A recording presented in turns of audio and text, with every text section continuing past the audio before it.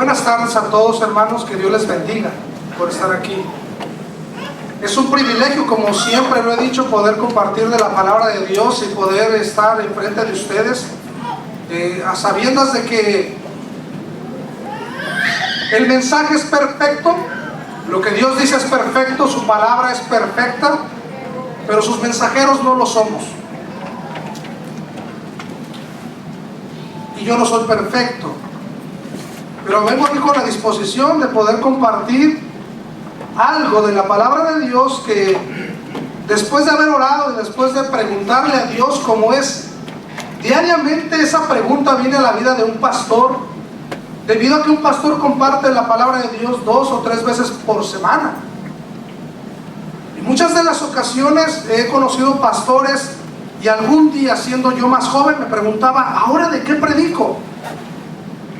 ¿Alguien que ha compartido la palabra de Dios aquí?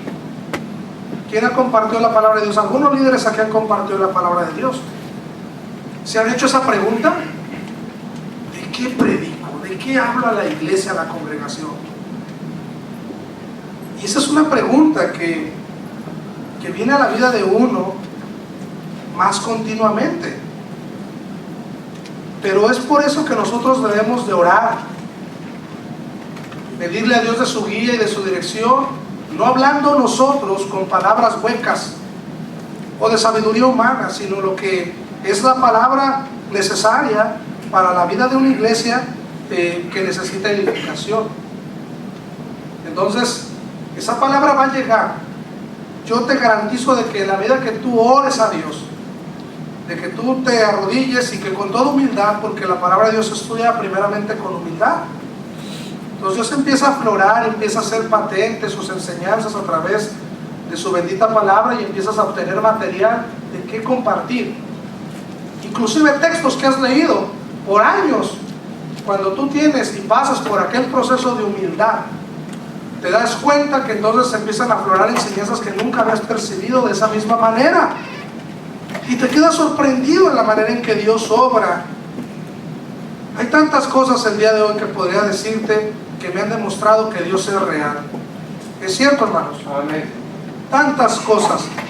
Decía, hermano, creemos en un Dios de prodigios y señales, en un Dios que es bueno, en un Dios que siempre y desde el principio ha tenido como propósito enseñarnos a través de su palabra. Yo creo, hermanos, de que muchas enseñanzas de la Escritura, muchas de ellas, aún no conocemos. Aún hace falta que nosotros sigamos adelante. Yo siempre le digo en la consejería a matrimonios jóvenes de mi edad, aún más jóvenes, porque el día de hoy ya matrimonios se están casando los jóvenes se están casando muy jóvenes.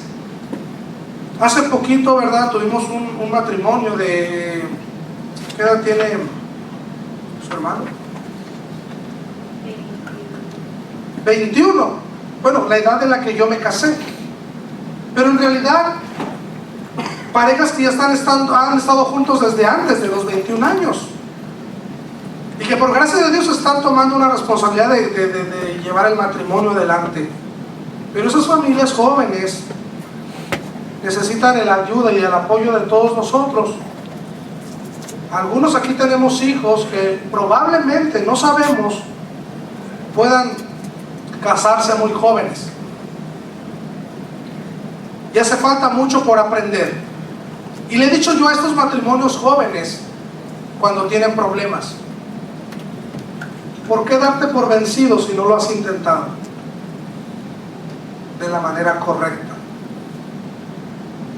Y cuando yo leo la Escritura me doy cuenta que hay tantas enseñanzas que esto es verdad. No hemos intentado vivir la vida de una manera correcta, como dice en su palabra.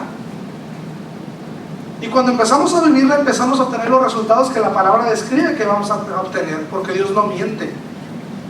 Amén. Así es que cuando hay un problema, una dificultad, solo hay que acudir a las enseñanzas de la palabra de Dios y darnos cuenta que ahí está la respuesta. ¿Para qué sufrir? Pero para llegar a creer la palabra de Dios y enfocarme en la palabra de Dios, se requiere humildad. Y ahí es donde, hermanos, el hombre estamos atorados ahí en la humildad. Y yo quiero compartir el día de hoy, algo, es un mensaje que habla acerca de cuando Dios escoge. De esa manera yo puse este título a la enseñanza: cuando Dios escoge. Y básicamente la enseñanza está basada en Jueces capítulo 6. Por favor, abran sus Biblias en Jueces capítulo 6. Muchos de nosotros conocemos esta escritura, y si no recordamos la escritura, pero al menos recordamos la historia que esta escritura narra. ¿Recuerdan? ¿Ya se dieron cuenta? Amén. Acerca de Gedeón. Cuando yo vine y estaba pasando por la lectura diaria de la palabra de Dios, me daba cuenta que la historia de Gedeón está en más de un capítulo. Amén. O sea, no puedes concluir el capítulo 6 sin terminar la historia. Más bien, no puedes terminar la historia de Gedeón, lo que hizo, toda esa historia de Gedeón hasta que él muere. Desde este punto que empieza Jueces capítulo 6 hasta que él muere, son más de 2 capítulos. Entonces, ese es un desafío para un predicador. ¿Cómo voy a predicar de más de 2 capítulos? Es por eso que, hermanos, esta enseñanza titulada Cuando Dios escoge, la vamos a dividir en 2 partes. Y en mi corazón estaba el deseo de poderles hablar acerca de esos 300 que Dios escogió para derrotar a los madianitas. Pero no voy a hablar de los 300 ni de muchos aspectos importantes y relevantes de la escritura acerca de esos 300. Cuando Dios escoge, y lo hace de una manera especial, créeme, se enfoca primero en su líder. Se enfoca en el que va a liderar. Amén. Y Dios se enfocó primero en Gedeón antes de escoger aún antes de llamar a su pueblo a la victoria. Dios escogió a un líder. Y este joven es Gedeón, y desde el que vamos a hablar. Dios comienza con el líder. La escritura dice así en Jueces capítulo 6, si me pueden seguir con sus vistas: los hijos de Israel hicieron lo malo ante los ojos de Jehová, y Jehová los entregó en mano de Madián por 7 años. Y la mano de Madián prevaleció contra Israel, y los hijos de Israel, por causa de los madianitas, se hicieron cuevas en los montes y cavernas y lugares fortificados. Pues sucedía que cuando Israel había sembrado, subían los madianitas y amalecitas, y los hijos del oriente contra ellos subían y los atacaban. Y acampando contra ellos destruían los frutos de la tierra hasta llegar a Gaza, y no dejaban por qué comer en Israel, ni ovejas, ni bueyes, ni asnos dejaban, porque subían ellos y sus ganados y venían con sus tiendas en grande multitud como langostas. Ellos y sus camellos eran innumerables, así venían a la tierra para devastarla. De este modo empobreció Israel en gran manera por causa de Madián, y los hijos de Israel clamaron a Jehová.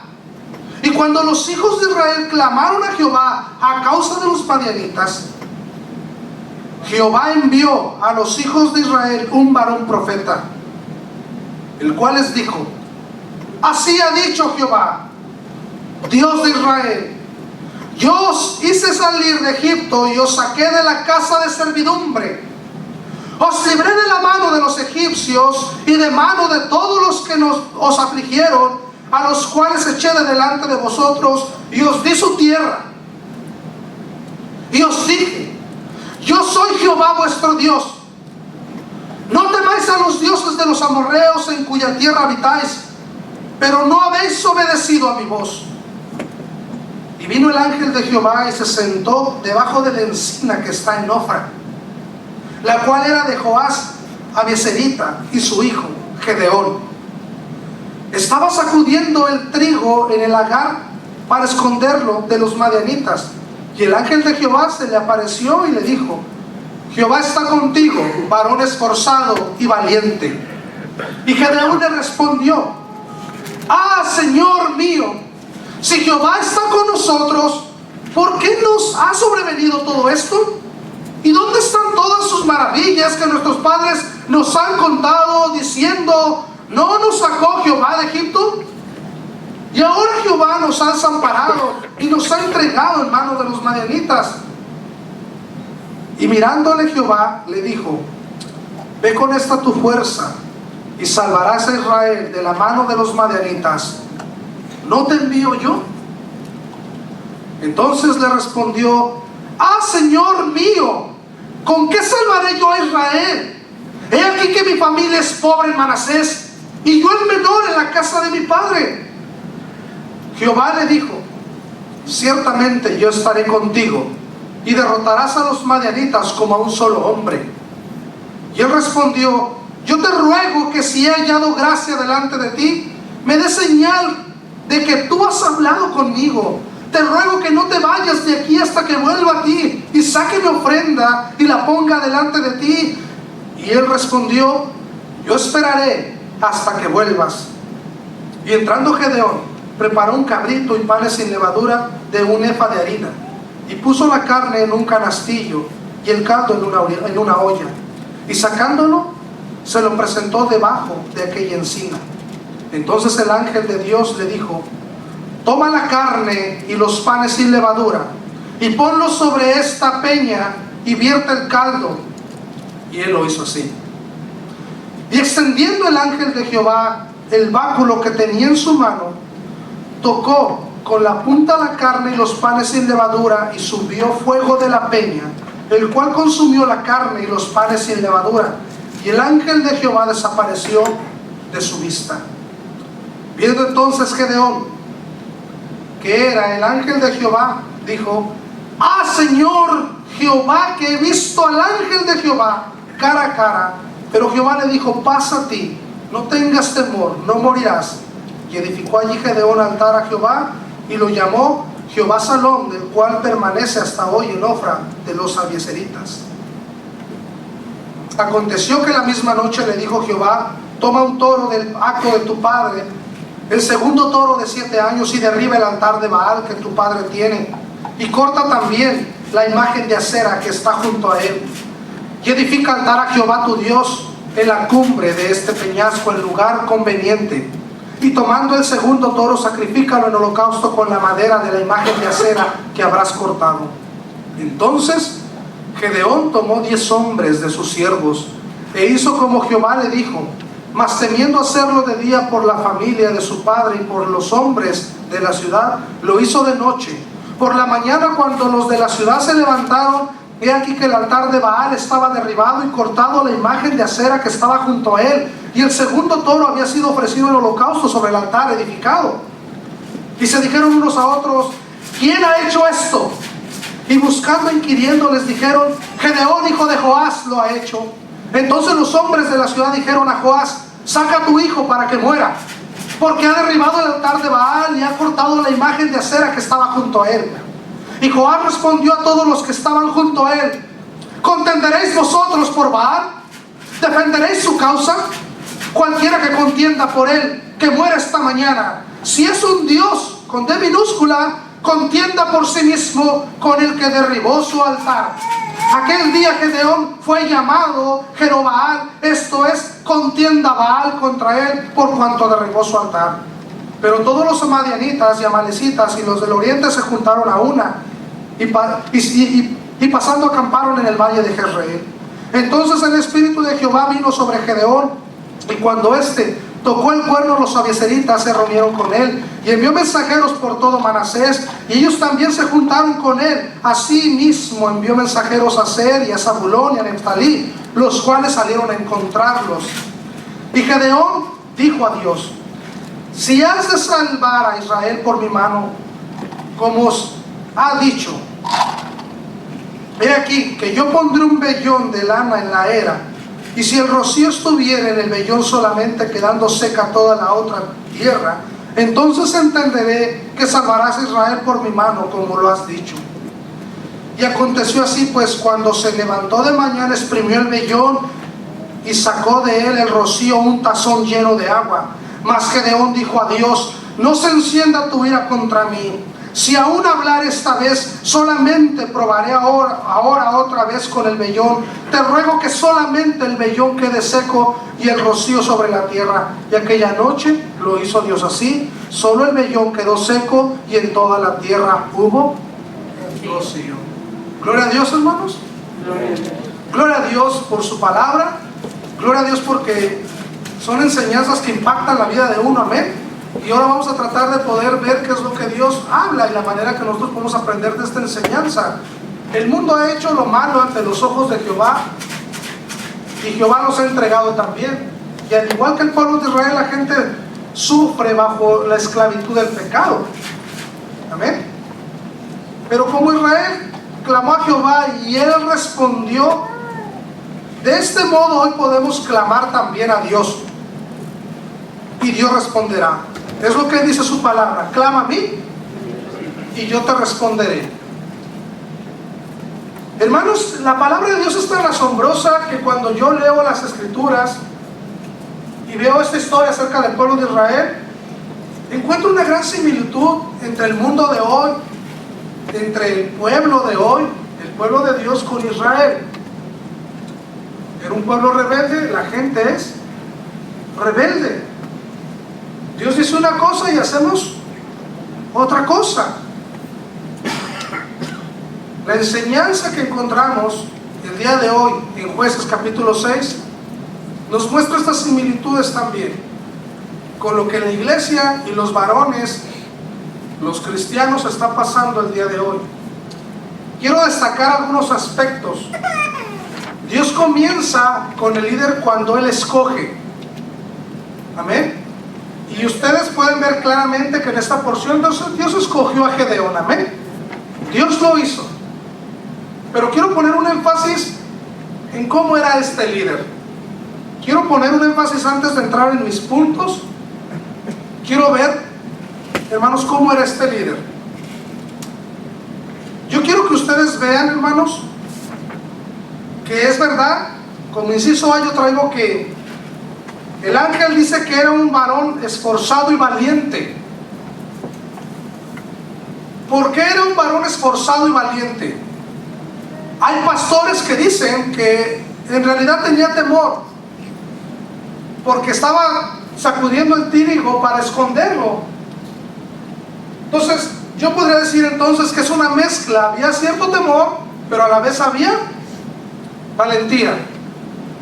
Estaba tratando de esconder el trigo porque ciertamente le tenía miedo a la invasión de los madianitas. Y no era para menos, en realidad la escritura lo describe de una manera asombrosa. Imagínense, este pueblo de Israel eran miles de personas y todos sembraban. ¿Solo pueden imaginar eso? Que cada familia sembrase y de repente llegaba una invasión de otro pueblo. Dice que el número eran ¿cuántos? Muchísimos. Devastaban todo. Lo que no se podían llevar lo destruían. El fruto de la tierra lo destruían. No quedaban ni vacas ni ovejas. Todo se llevaban. La gente empezó a correr a las montañas, a los collados, a los lugares altos y empezó a hacer cuevas. Era una situación decadente lo que el pueblo de Israel estaba pasando. Como a veces vivimos situaciones decadentes. Y a veces hacemos preguntas también en medio de una situación decadente.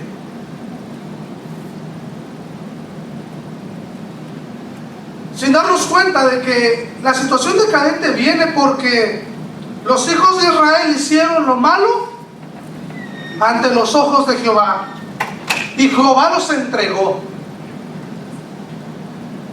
No es parte de una manera esencial de los puntos que traigo, pero no quiero pasar desapercibido ese aspecto. ¿Sabían ustedes, hermanos, de que Dios puede entregarnos? En la medida que nosotros reiteradamente hagamos lo malo ante los ojos de Jehová, Él puede permitir que nosotros caigamos en una tentación. Él puede permitir que seamos entregados en una situación decadente como el pueblo de Israel, para que algo más se enseñoree de nosotros. Llámese un pecado, llámese una persona, llámese algo. Y de esa manera vivir una situación decadente. Si tú estás viviendo una situación decadente, no siempre es así, pero Dios te lo hará saber. Dios te lo hará saber cuando tú estés pasando una situación decadente. Si esa situación decadente la estás atravesando por haber hecho lo malo ante sus ojos de Él. Esa será una comunicación entre Dios y tú. Amén. No digo que todas las situaciones decadentes vendrán por haber hecho lo malo ante los ojos de Dios, pero en este caso así era. Y Dios permitió que los de Madián se enseñorearan e hicieran todo este daño al pueblo de Israel, porque el pueblo de Israel una y otra vez hacía lo malo ante los ojos de Dios. No quiero que pasemos en realidad sin ver esto. Pero ¿sabes una de las cosas? Las consecuencias las estaba experimentando este joven llamado Gedeón. Y eso es también algo que no quiero dejar pasar por alto. A veces las consecuencias las sufrimos otros, no los que a veces hicimos el daño o la desobediencia en sí. Y Gedeón se preguntaba esto que quizás todo creyente se ha preguntado el día de hoy en la iglesia actual. Estando en medio de una situación difícil, la pregunta tendría que salir a la luz. Y Gedeón decía: ¿por qué, verso 13, nos ha sobrevenido todo esto? ¿Alguna vez se han preguntado eso? En medio de una situación difícil, ¿por qué me ha sobrevenido todo esto? Pónganse los zapatos de Gedeón y pongámonos en los zapatos de una persona que, un ejemplo es alguien que sale dañado de nuestra congregación. Si durante muchos años la iglesia y el pastor no se enfoca en predicar la sana doctrina, escuché un pastor decir: el día de hoy la obra de Dios no camina a través de dogmas. La iglesia de Dios, o sea, el propósito de Dios, no camina, la obra de Dios no camina en dogmas, no camina en enseñanzas ni doctrinas, sino en personas decididas a vivir la voluntad de Dios. Y eso suena, de una u otra manera podría sonar bien, pero dije, espérame, ¿pero qué es una doctrina? Es la manera en que Dios nos enseña.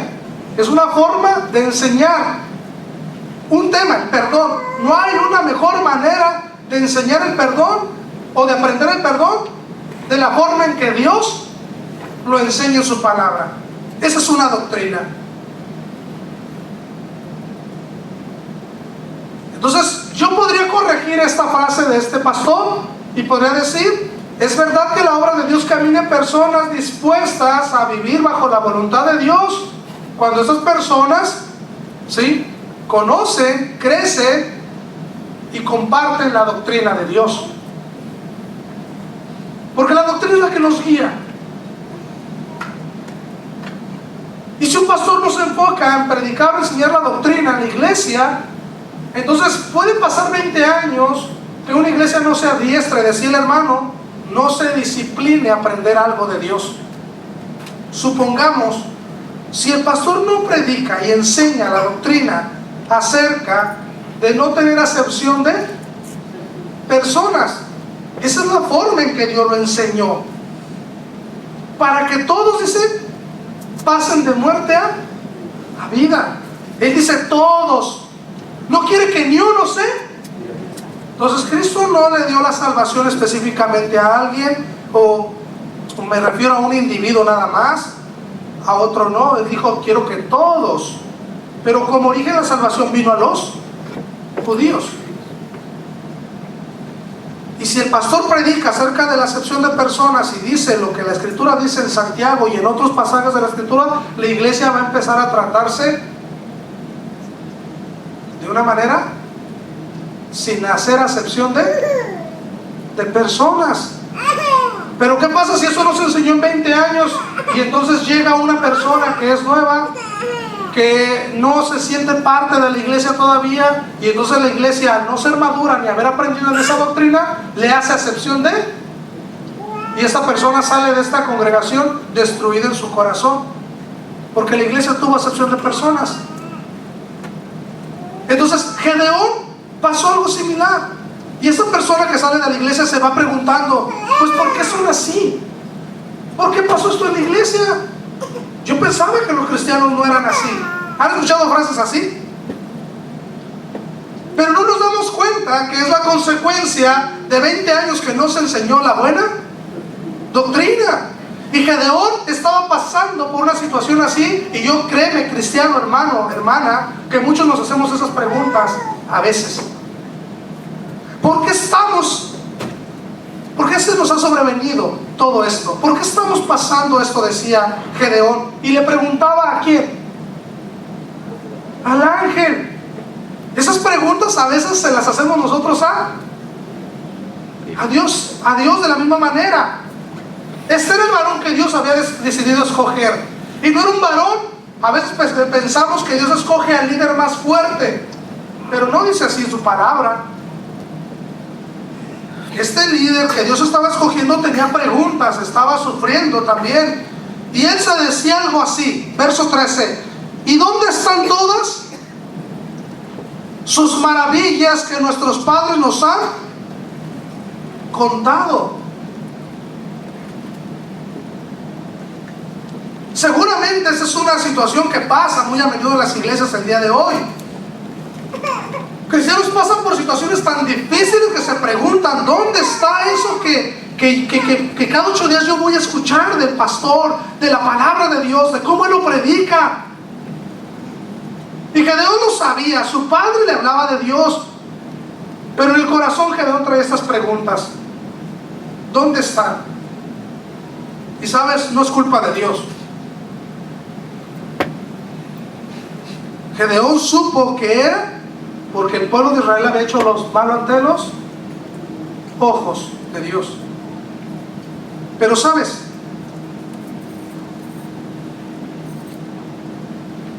Jehová, Dios le dice en su palabra, Dios le dice en su palabra,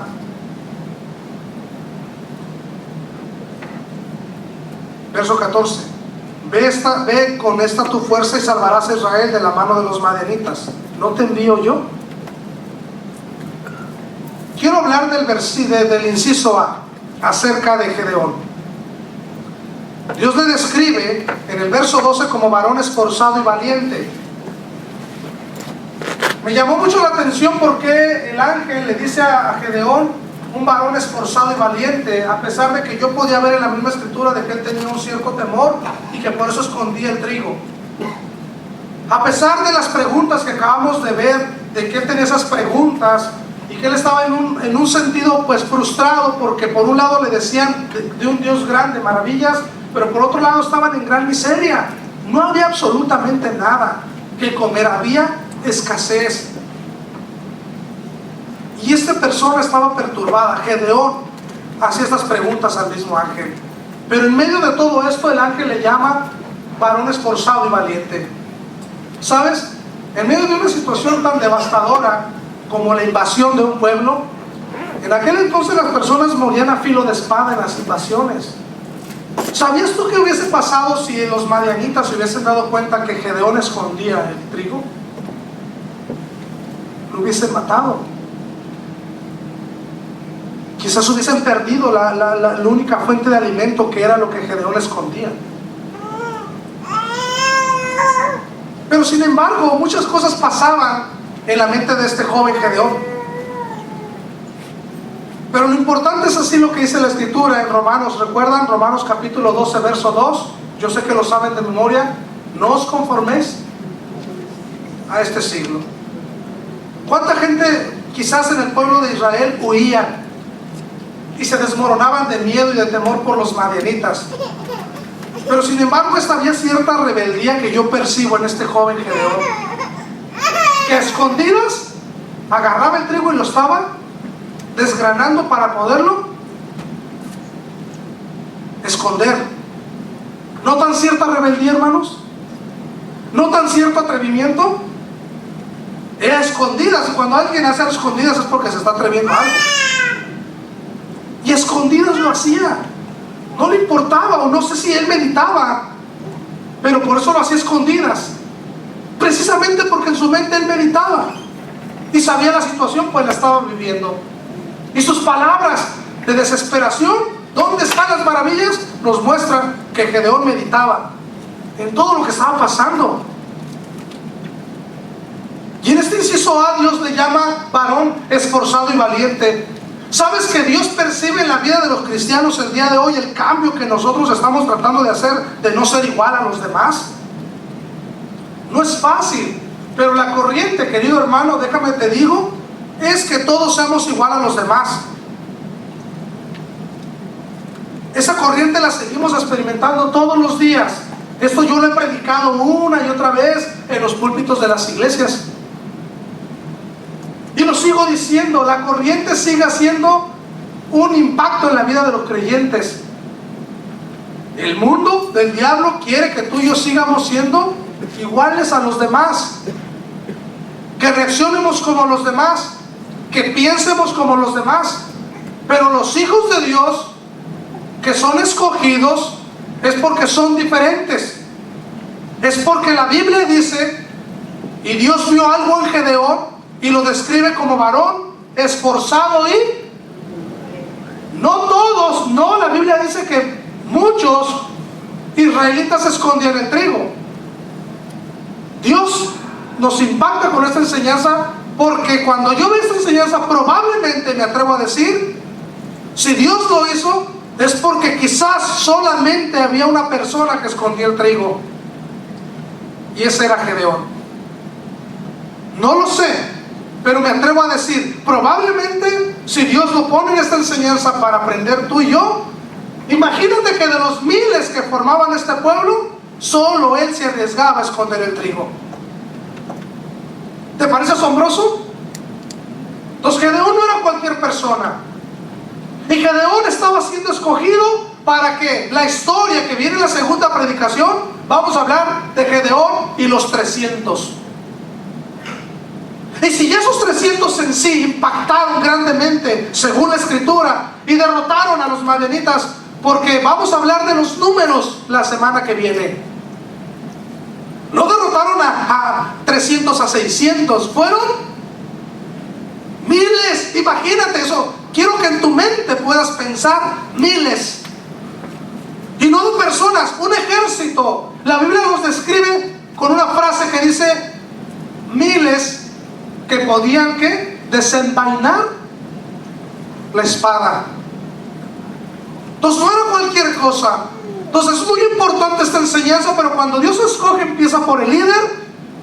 Y este líder temeroso, líder a la vez valiente, esforzado, con preguntas, sí, con preguntas. Porque no está en el hombre comprender todo lo que Dios es, ni la causa de por qué vienen las cosas. Aunque sabemos que la consecuencia era la desobediencia del pueblo de Israel, pero a veces no tendremos la respuesta, porque a Dios no le ha placido darte la respuesta de lo que tú vives. Pero en medio de lo que tú estás viviendo, ¿puedes ser valiente y esforzado? Claro. El punto es ser diferente a los demás. ¿Sabes qué es lo que te hace diferente a los demás? Precisamente en que no te conformas con ser como los demás. Quieres ir por más. Te va a costar, pero al final el resultado es ser diferente a los demás. Eso es algo importante. Se vive en todas las áreas. Se vive en la economía, se vive en la vida cristiana, en lo espiritual. Resulta que vemos un joven aquí que se ha esforzado en tener buenas finanzas, en tener buena mayordomía delante de Dios, en que ofrenda, en que diezma, y le ha costado, pero el resultado lo vemos al final, ¿Y cómo es? Es un joven bendecido por Dios. Sin lugar a equivocarme, es un joven bendecido por Dios. Y entonces tú ves jóvenes en la misma característica en cuanto a la edad, son mismos jóvenes, ambos viven aquí, ambos se congregan en la misma iglesia, y un joven posee cualidades más grandes que otro joven, y nos preguntamos, ¿por qué es eso? Porque uno se ha esforzado en ser, como dice Dios, alguien diferente. Entonces, hermanos, esto es algo asombroso, pero en la medida que tú vas a crecer y en la medida que tú vas a poseer, en la medida que Dios te va a bendecir, depende de ti, no de nadie más. En la medida que tú digas, yo quiero ser diferente, empieza a ver que Dios te va a bendecir. Miren, otro ejemplo bien claro es lo siguiente. Hace poco estamos aprendiéndonos los pasajes de la Biblia, ¿verdad? ¿O mentira? ¿Cuántos de aquí batallaron en aprenderse el primer verso bíblico? Amén. Así fue. Batallamos. Pero ¿qué sentían después de que tú te parabas y dabas 5 o 10 versos bíblicos de memoria?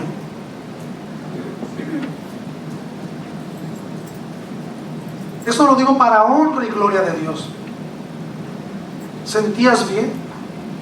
¿Sentías que el esfuerzo había valido la pena? ¿Que era el fruto que estabas cosechando? ¿Sí lo sentían así? Amén, hermanos. Así se siente. Valió la pena. Un examen que tú pasas y dices, valió la pena haberme esforzado. Pero muchos solo contemplamos el tener sin esforzarnos. Y eso no es así. Gedeón se esforzó, fue valiente, se atrevió a hacer ese cambio. Vuelvo a decir, probablemente Gedeón haya sido el único de todo el pueblo de Israel que desafió a los madianitas para robar el trigo. O sea, prácticamente así lo hubiese considerado el madianita. Nos está robando él el trigo. Pero él se desafió, se esforzó, fue valiente y lo hizo. Y mira el resultado, que Dios lo vio. Asombroso, Dios lo vio. Dios lo vio, Dios fue y le dijo, varón esforzado y valiente. Dios vio algo en Gedeón, y esa fue la capacidad de ser un líder como Dios quiere un líder. Y no solo eso, a los 300 que vamos a hablar, Dios también los probó. Asombroso. La Biblia dice, verso 17: yo te ruego que si he hallado gracia delante de ti, me des señal de que tú has hablado conmigo. Te ruego que no te vayas de aquí hasta que vuelva a ti, y saque mi ofrenda y la ponga delante de ti. Y él respondió, yo esperaré hasta que vuelvas. El inciso B, yo le puse, cuando Dios comienza con el líder, en el inciso B dice, ofrécete como ofrenda. En el inciso B. No solamente hay que ser valientes y desafiarnos a ser diferente a los demás, pero también necesitamos ofrecernos ofrecernos como una ofrenda. ¿Sabes que estas palabras, yo preguntaba lo mismo que Gedeón? Señor, si tú me has llamado a servir, si tú quieres que yo haga este ministerio, ¿a alguien le interesa saber si Dios lo respalda? Moisés decía, si tú no vas conmigo, yo no iré. Amén. Si tu presencia no ha de ir conmigo, ¿verdad? Yo no iré, decía Moisés. ¿A alguien le interesa saber si Dios está con uno?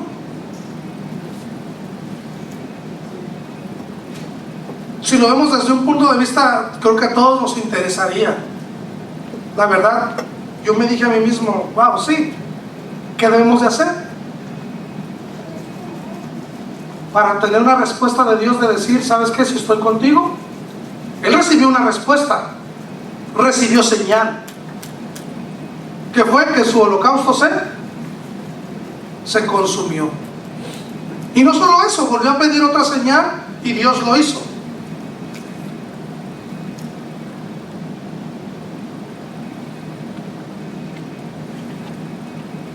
Y nosotros queremos recibir una señal para saber si Dios nos respalda. Ofrécete como una ofrenda a ti. Ofrécete. Ofrécele a Dios. Y vas a recibir señal si verdaderamente tu ofrenda Dios la recibió. ¿Qué dice Romanos capítulo 12, verso 1? Así que, hermanos, os ruego por las misericordias de Dios que presentéis vuestros cuerpos en sacrificio vivo, santo, agradable a Dios, que es vuestro culto racional. Toma en consideración, como Gedeón lo hizo: Señor, si tú has hablado conmigo, si esta conversación ha sido real, si ese llamado lo has hecho en mi vida, permíteme que yo ofrezca. Y de esa misma manera lo podemos hacer tú y yo. Pablo lo dice: preséntate a ti como un sacrificio vivo, santo. Si Dios te ha llamado, ofrécete como un sacrificio vivo. No es fácil, pero de esa manera tú vas a recibir una señal. Si tú te ofreces, vas a ver: oh, entonces mi ofrenda sí la recibió Dios, porque vas a ver de respuesta una señal de que Dios está contigo. Vas a ver cómo Dios empieza a dar una respuesta. Y hermano, créeme que yo pienso que si Dios dice en labios del apóstol Pablo que nos sacrifiquemos a nosotros mismos, ¿verdad? En sacrificio vivo nos presentemos, es porque Dios no va a rechazar esa ofrenda. Dios la va a aceptar. Y una de las cosas maravillosas es de que cuando Dios, una de las cosas más grandes que Dios pone en respuesta de que ha aceptado tu ofrenda, que es tu propia vida, es que tu vida empieza a cambiar. No te voy a hablar principalmente del cambio de los problemas, que eso ya es un bono. Dios corrige tus problemas, amén. Dios sana tus enfermedades, amén. Dios restaura una vida que estuvo perdida, amén. De hecho, en eso radica el cristianismo, en ver vidas transformadas. Pero una de las cosas más grandes en las que puedo decirte que Dios ha aceptado tu ofrenda y a ti mismo como la ofrenda, es en que tu vida empieza a cambiar en el área espiritual. ¿Y sabes qué hizo Gedeón?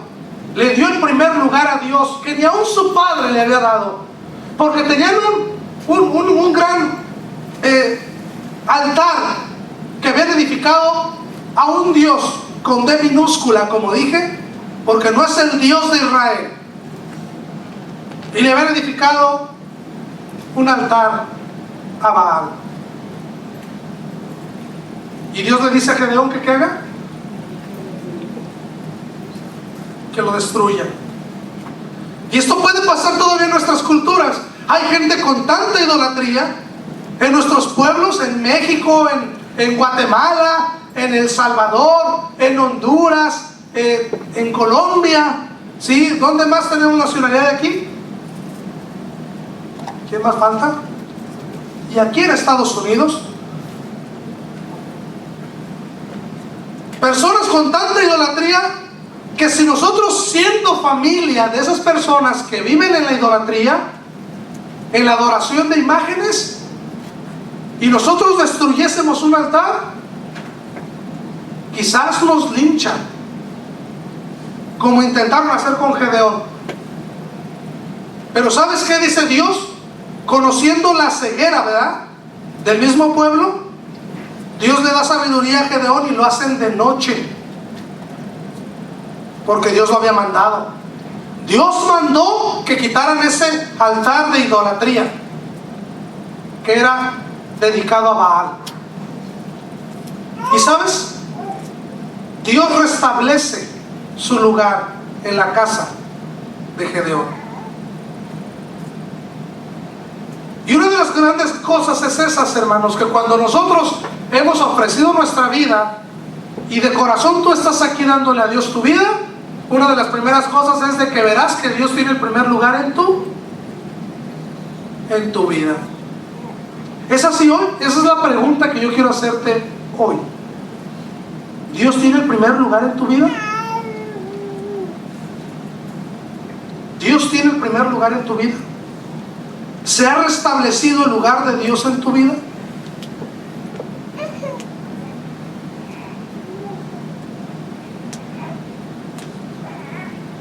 Finalmente, Gedeón vuelve a pedir una señal más después de todo este proceso.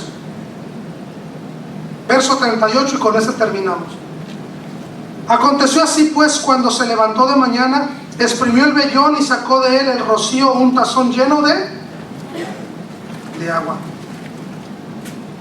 Verso 36.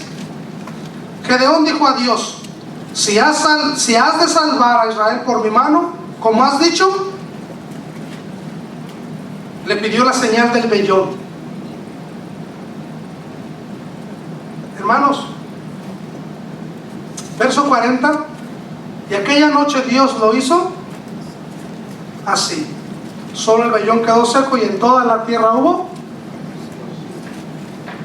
Gedeón recibió la respuesta de Dios.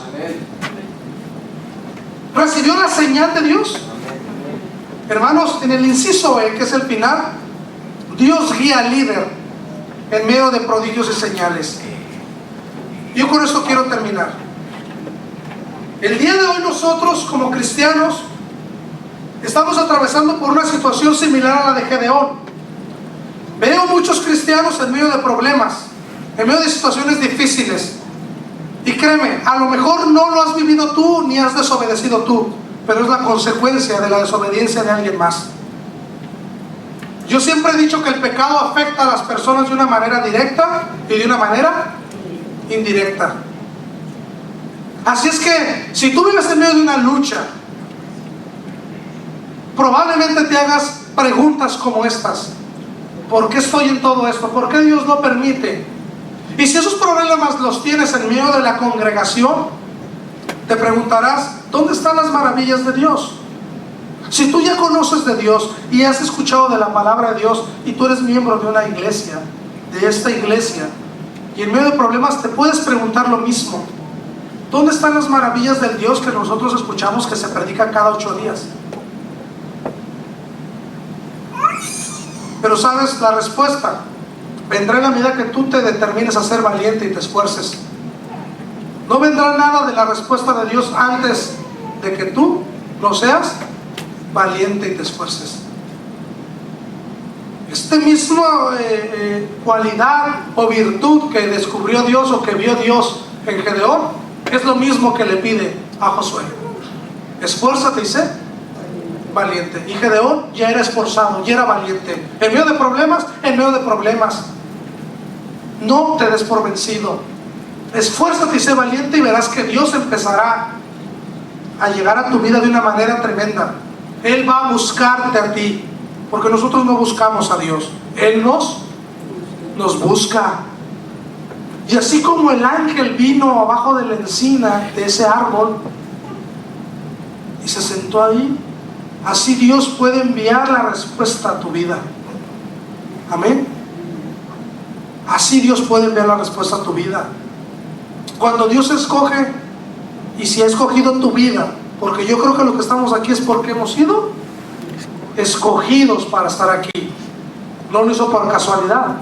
Dios vio algo en ti. Amén. Dios vio algo en ti. Así es que esfuérzate y mira que la historia el siguiente domingo la terminamos. Y vas a sorprenderte cómo es que ese joven de verdad llevó a la victoria al pueblo de Israel con la ayuda de Jehová. Amén. Amén. Sin darse cuenta que el primer paso que tuvo que dar fue no conformarse a tener miedo como los demás. Se esforzó a ser valiente, se esforzó a ser diferente en medio del problema. Él no quiso conformarse con eso. Amén. Y Dios vio esa valentía y ese esfuerzo. Así es que te animo a que sigas adelante. Quiero que inclines tu rostro para orar y pedirle a Dios por su guía y su dirección. Padre bendito, El día de hoy nosotros hemos hablado parte de estas grandes enseñanzas que tú tienes en tu palabra. Señor, he sabido que nosotros estamos aquí aprendiendo. Queremos ser discípulos que conozcan tu palabra, que podamos crecer y compartir. Te pedimos, Señor, que tú nos guíes en este camino, Señor, de la vida cristiana. Fue difícil el momento por el cual tu pueblo atravesó, pero tú escogiste a alguien, Señor, para que a través de esa persona tu palabra viniera al pueblo. Tú te mostraste a él, porque, Señor, tú vistes virtudes, cualidades, tuviste amor y misericordia de él, de la misma manera en que lo hiciste en nosotros. Y aún antes de conocernos nosotros a nosotros mismos, y el talento y los dones pudieran ser descubiertos en nosotros, tú ya lo sabías. Y cuando fuimos despreciados por todos, tú nos escogiste. Y quizás, Señor, el día de hoy todavía hay hermanos, hermanas que tienen preguntas porque están pasando por un momento de aflicción. Y quizás se han preguntado: ¿dónde está, Señor, la ayuda tuya? Tus maravillas, lo que tú me puedes ayudar. Y yo te ruego, Señor, a que tú pongas el querer como el hacer en estas personas, en cada uno de nosotros, esforzarnos primeros. Porque, Señor, el creyente se guía por fe, no por vista. Y bendito Dios, tenemos que creer primero para poder ver, no ver para poder creer. Así es que te pedimos en la vida de estos hermanos que, Señor, se esfuercen para que puedan ver, que clamen a ti y que tú responderás, Señor. Gracias por la vida de mis hermanos, por la vida de Gedeón, Señor, porque tú nos hablas a través de él y nos has mostrado, Señor, cómo aún en medio de una situación tan decadente, tú nunca te olvidas de tu pueblo. Aún en medio de la rebeldía, de la desobediencia, tú estás atento al clamor. Así es que, Señor, te pedimos que tú bendigas nuestras vidas, nos ayudes. Y, Señor, la honra y la gloria es para ti. Te alabamos y te glorificamos por ser grande y maravilloso, por eternamente ser justo con nosotros, Señor, y tener misericordia para con nosotros. En Cristo Jesús te damos la honra y la gloria y oramos. Amén. Amén.